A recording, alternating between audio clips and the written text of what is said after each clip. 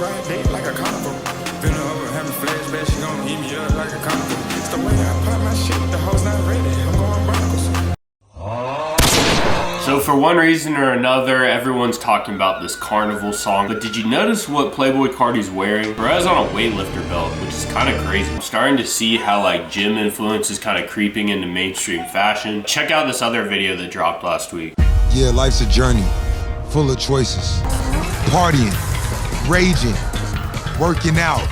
So I don't know, maybe I'm blowing this out of proportion. There are a lot of similarities between bodybuilding and fashion. The entire focus of bodybuilding is on aesthetics and proportion. So how you look and how the shapes complement each other. Everyone always thinks of bodybuilding as like these jacked, roided out meatheads, but you can build your body to whatever size and shape that you want to as long as genetics allow. And just like fashion, this really fuels your superiority complex. Think about your favorite brand that's a little underground or more expensive, whatever. When you wear it, you feel great. Being jacked is like that times 10,000. And what's interesting about bodybuilding is it's actually a really distinct subculture. And we all know what fashion loves to reference a subculture. Think like skaters, punks, metalheads, whatever. What makes bodybuilding a good subculture? It's heavily tied to identity. If you meet someone who's a bodybuilder, you probably can see that they are, or they're going to tell you that they are. It literally transforms your look. Like any good subculture, there's a nice straight edge tweaker disagreement. There's the naturals and the enhanced and everything that falls in between. But at the end of the day, these are the 4 ways that I think bodybuilding could become prevalent in mainstream fashion. So the first way is whenever something starts to take a hold, it's always a benefit when it has a serious vintage backup. Bodybuilding has vintage gym t-shirts, vintage gym graphic. There's so many good old bodybuilding graphics. There's tons of inspiration for new brands to take from. A lot of it is very well worn, well faded, well distressed, because obviously it's being used in the gym and whatnot. In the past years, there have been a couple of these shirts that kind of blow up, like the Lord's Gym shirt. Kind of going along with this, also Cuttoffs could get pretty big. On TikTok anyway, people have been loving to chop shit off with scissors.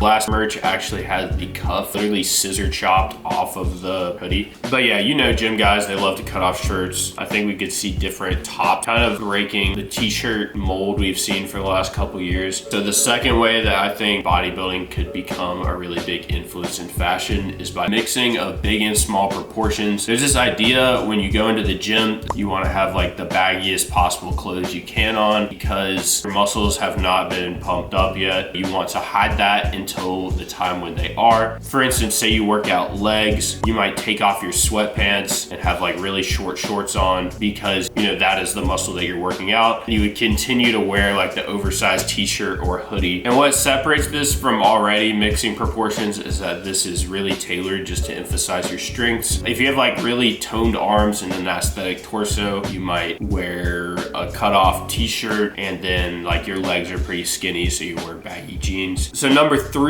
we have bottoms. So if you look at any trend report right now, they're all saying shorter shorts are gonna come back this spring. I'm excited for that. But as far as bodybuilding influence goes, like this makes a lot of sense. What's interesting is the layering option. If you go into the gym wearing shorter shorts, you might wear baggy sweats over that or really baggy sweat shorts over that. I don't really see like long shorts going anywhere necessarily, but I think the idea of layering bottoms could be exciting. But yeah, if you want the best short gym shorts on the market, check out Shorts Archive. We just dropped the Gym Short 2.0. It's freaking amazing. Shameless plug. Now to the 4th way that bodybuilding could be influential. And this is what we saw on Carti, and it's the accessories. The obvious one is the weight belt. These comes in all shapes, sizes, colors, different clasps. I see like so much opportunity for brands to make the weight belt. You know, they can make like a grommet belt out of it or try a different buckle. Like it's gonna happen. Some more interesting things are like lifting straps, knee pads. I've kind of seen knee pads pop up on like a lot of performer costumes lately. People love to just find some shit to throw on to make it look more layered or complex, and I think these are pretty easy to do that with. They're also extremely cheap. So let me know what you think about bodybuilding being the next subcultural influence in fashion. I could be digging into this way too deep, but I'm personally extremely influenced by this already. Like, it makes sense to me, but that's all I have for now. If you made it this far, definitely subscribe, and I'm out of here.